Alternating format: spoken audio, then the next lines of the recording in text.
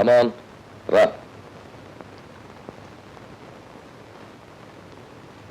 కూర్చో.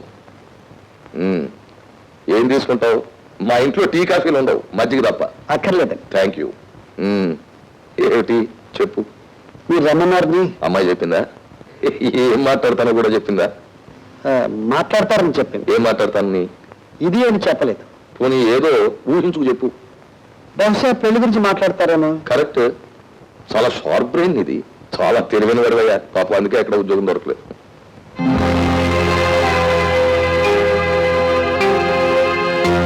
ఇంతకీ ఏం చేద్దాం అంటావు? మీరేం చెప్తానండి, పెద్దలు మీరే చెప్పాలి. మా పెద్దలకే నిలబెట్టావు. Thank you very much. ఏమిటా చెప్పులను అలా చూస్తున్నావు? ఓ, ఆ చెప్పులు అక్కడ ఉండడం ఏమిటా అని. అవునండి. ఇంత అందమైన ఇంట్లో, ఇంత చక్కగా అలంకరించబడిన ఇంట్లో అవి అక్కడ ఉండడం ఏమిటా అని. అవునండి. కరెక్ట్. నేను అదే అనుకుంటున్నాను, నువ్వు అదే అన్నావు. నువ్వు కూడా అదే అనుకుంటున్నప్పుడు ఇంకా ఎందుకు అక్కడ? రై శరభయ్య, ఆ చెప్పులు తీసి గడపవతల మారాయి.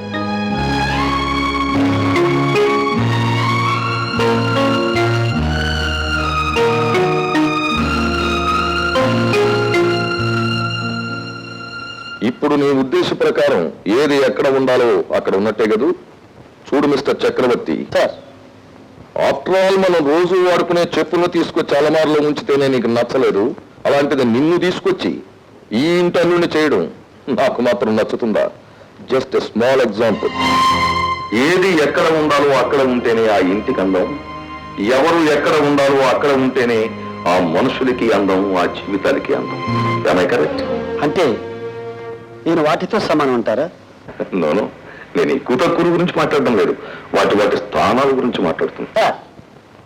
ఒకవేళ మీరు ఊహించినట్టు నా స్థానం అదే అయినా, విలువ కూడా అదే అయినా, చెప్పుల్ని వెతుక్కుంటూ కాళ్ళు వచ్చాయే తప్ప కాళ్ళని వెతుక్కుంటూ చెప్పులు రాలేదు. నిన్ను వెతుక్కుంటూ మా అమ్మాయి వచ్చిందే తప్ప మా అమ్మాయిని వెతుక్కుంటూ నువ్వు వెళ్ళలేదు అంటావు. Yes, you are right. నేను మాట్లాడేది ఎవరు ఎవరిని వెతుక్కుంటూ వెళ్ళారని కానీ, ఎవరు ఎవరిని ముందుగా చూశారని కానీ, ఎవరు ఎవరిని ముందుగా ప్రేమించారని కానీ కాదు. నేను మాట్లాడేది ఒకటే, స్థానాల గురించి. ఎవరి స్థానం ఏమిటి అని. సహజంగా ప్రేమకు స్థానాలంటూ ఉండవు. అది హోటల్ మీద దొరుకుతుంది, పార్కులోనూ దొరుకుతుంది, సినిమా హాల్స్ లోనూ దొరుకుతుంది. కానీ పెళ్లికి స్థానాలంటూ ఉన్నాయి. అది కళ్యాణ మండపంలోనే జరగాలి, మాంగళ్య ధారణతోనే జరగాలి, మంత్రోచ్చారణతో జరగాలి, మంది మార్పుల మధ్య జరగాలి. అక్కడ వస్తుంది స్థానాలు కూడా. You catch my point? Yes sir, I got your point and I got your mind also. మీరు ఒక స్థానంలో ఉన్నారు కాబట్టి నా స్థానం గురించి మాట్లాడుతున్నారు. పరమశివుడి మెడలో ఉన్న పాము గరుత్మంతుడి చూచి హలో బాగున్నావా మిత్రమా అంటుంది. అదే మెడదిగి కిందికి వచ్చి మాట్లాడమని చూద్దాం, ఒక్క క్షణంలో చీల్చి చండాడబడుతుంది. అది స్థాన బలివి కానీ తన బలివి కాదు. ఏ స్థానము ఎప్పుడు ఎవరికి శాశ్వతం కాదు. కానీ ప్రేమ శాశ్వతం, దాని బంధం శాశ్వతం, దాని స్థానం శాశ్వతం. You catch my point? ఆగండి డాడీ, ఆయన స్థానానికి నా స్థానానికి తేడా ఏంటి? ఇప్పుడు నువ్వు ఉన్న స్థానానికి అతను ఉన్న స్థానానికి ఉన్న తేడా.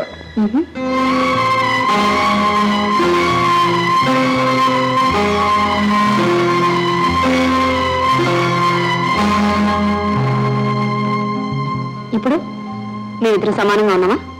మధ్యలో నేనున్నాను. కానీ మీకు నాకు మధ్య ఈ ఆస్తుంది అంతస్తుంది. am I right? డాడీ, ఆయన స్థానానికి నా స్థానానికి మధ్య ఉన్న తేడా ఈ కాగితం. Please take it. ఇది ఏమిటమ్మా ఇది? అదే, ఆయన నా స్థానంలోకి రావాలంటే కష్టం, నేను ఆయన స్థానంలోకి వెళ్ళాలంటే ఈ కాగితం మీద ఒక్క సంతకం చేస్తే చాలు. చేశాను, ఇచ్చాను. వస్తాను. కళ్యాణి, రండి. కళ్యాణి, భవిష్యత్తును ఎదుర్కోగల శక్తి నీకుందా? నాకు లేకపోవచ్చు, కానీ నా ప్రేమకుంది. All right. ప్రేమ కోసం బిడ్డ తల్లిదండ్రులను వదులుకోవడం జరుగుతుంది, అలాగే ఆ తల్లిదండ్రులు ఆ బిడ్డను వదులుకోవడం జరుగుతుంది. కానీ నేను మాత్రం అంత పని చేయలేనమ్మా.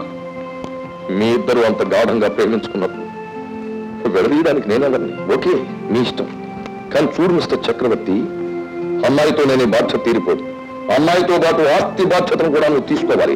ఆ ధైర్యం నీకుందా? ఆ ధైర్యం ఉంటేనే ఈ పెళ్లి చేసుకో. క్షమించండి, ఇప్పటి వరకు మీరు మాట్లాడారో నేను విన్నాను. ఇప్పుడు నేను మాట్లాడతాను, దయచేసి మీరు వినండి. ఏ భార్య అయినా సరే తన భర్త సంపాదనతోనే బ్రతకాలనుకుంటుంది. పెళ్లికి పెట్టే తాంబూలం దగ్గర నుంచి మెడలో కట్టే తాళి వరకు నా కష్టార్జితంతోనే జరగాలి. మీ ఆస్తి గాని మీ అంతస్తుకు సంబంధించిన ఛాయ్ గాని నా మీద నా భార్య మీద పడ్డానికి వీలు. ఆ రోజే నేను పెళ్లి చేసుకున్నాను. త్వరలోనే నాకు ఉద్యోగం వస్తుంది.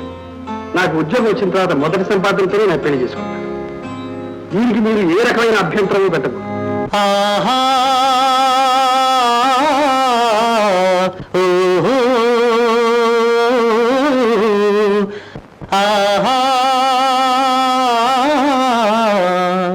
Mr. Chakravarti, this is your appointment order. Thank you sir. Congratulations. Thank you. Dear Kalyani, మీరు నన్ను సాగరింపిన వేళా విశేషమేమో నేను గాయకుడిగా సెలెక్ట్ అయ్యాను. నేను పాడుతున్న మొదటి పాట రేపు మధ్యాహ్నం 12 గంటలకు విశాఖపట్నం కేంద్రం నుంచి ప్రసారం అవుతుంది.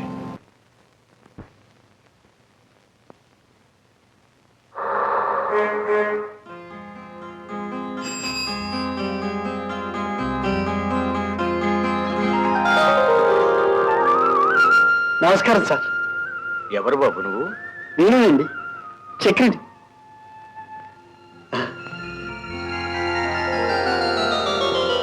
రాజా, present sir. Aruna, present sir. Anitha, present sir. Gowri, present sir. Vasu, present sir.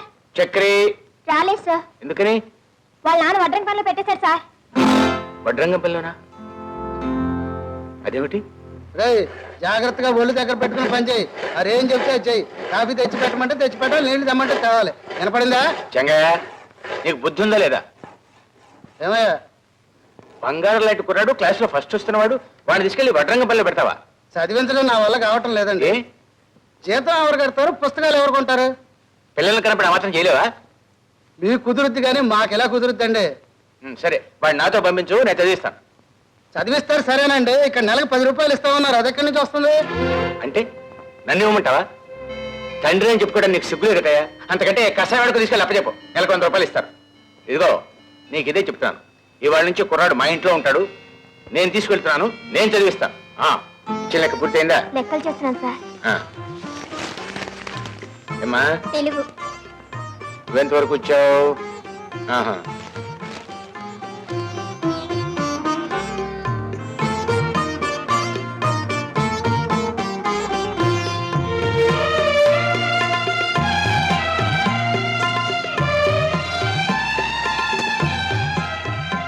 Chakri, ఏం చేస్తున్నావు?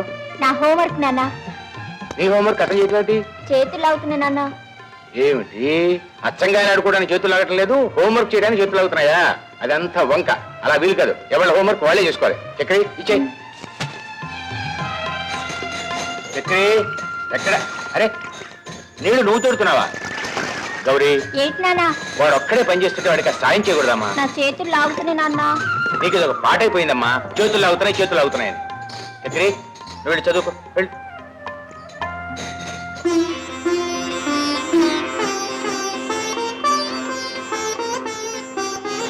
బాబు, ఈ ఉత్తరం తీసుకెళ్ళి వివరాలన్నీ ఇందులోనే వ్రాశాను.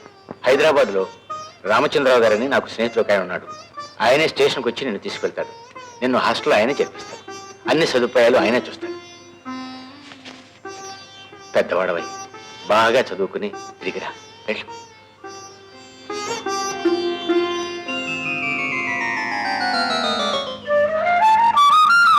చక్రి, బాబు, నేను ఇంకానే జ్ఞాపకం ఉన్నానా? అదేమిటి సార్, మిమ్మల్ని మీరు చేసిన సహాయాన్ని నేను మర్చిపోగలనా? కాలేజీ చదువు అయిపోగానే మీకోసం వచ్చాను. ఆ, ఆ అమ్మగారు పోయారని, తర్వాత మీరు ఆ ఊరే విడిచిపెట్టి వెళ్ళిపోయారని తెలిసింది. అవును బాబు, ఆవిడ టీబీ వచ్చి చనిపోయింది. ఆ తర్వాత ఇంట్లోనూ ఆ ఊళ్ళో కూడా నాకు ఉండబుద్ధి కాలేదు. ఆ ఊరు వదిలి చాలా దూరం వచ్చేసాను. గౌరీ అవును సార్. చావు బ్రతుకుల మధ్య ఉంది బాబు. ఏ పెళ్లి కాక. గౌరికి ఇంకా పెళ్లి కాలేదా? బ్రతకడానికే కష్టంగా ఉన్న రోజులు ఆడపిల్ల పెళ్లి చేయటం అంటే అంత తేలిక. చాలా సంబంధాలు చూశాను, కట్నం లేకుండా ఎవరూ చేసుకోమన్నారు. చేసుకోవడానికి సిద్ధపడ్డవాళ్ళు రెండో పెళ్లివాళ్ళు మూడో పెళ్లివాళ్ళు. అందుకని దానికి జీవితం మీద విరక్తి కలిగింది. చచ్చిపోవడానికి 2-3 సార్లు ప్రయత్నం చేసింది. మళ్ళీ ఇప్పుడు అదే స్థితిలో హాస్పిటల్లో ఉంది. సారీ సార్, ఆమె మందులు తీసుకోవటం లేదు. అదేమిటండి, ఎందుకని? నేను బ్రతకను చచ్చిపోతానంటుంది. అంటే మాత్రం ప్రయత్నించకుండా వదిలేస్తారా? మా వల్ల కానప్పుడేగా చెప్పేది. పైగా ఆమె చాలా పట్టుదల మనిషిలా ఉంది. ఏం చెప్పినా వినటం లేదు. మరి ఇప్పుడు మమ్మల్ని ఏం చేయమంటారు? ఆమెకు బ్రతుకు మీద విరక్తి పుట్టింది. ఎవరూ పెళ్లి చేసుకోరనే నిర్ణయానికి వచ్చేసింది. పెళ్ళవుతుందనే నమ్మకం కలిగితే బ్రతకాలనే ఆశ పుట్టొచ్చు. అది జరిగే పనే డాక్టర్ గారు. అలా జరిగితే ఆమె తప్పకుండా బ్రతుకుతుంది. 10 ఏళ్లలో చేయలేని పని ఇప్పుడు నేను చేయగలను. ఆమె తల బాదుకుంటాను సార్, ఎవరన్నా ఆగటం లేదు. మీరు రండి సార్.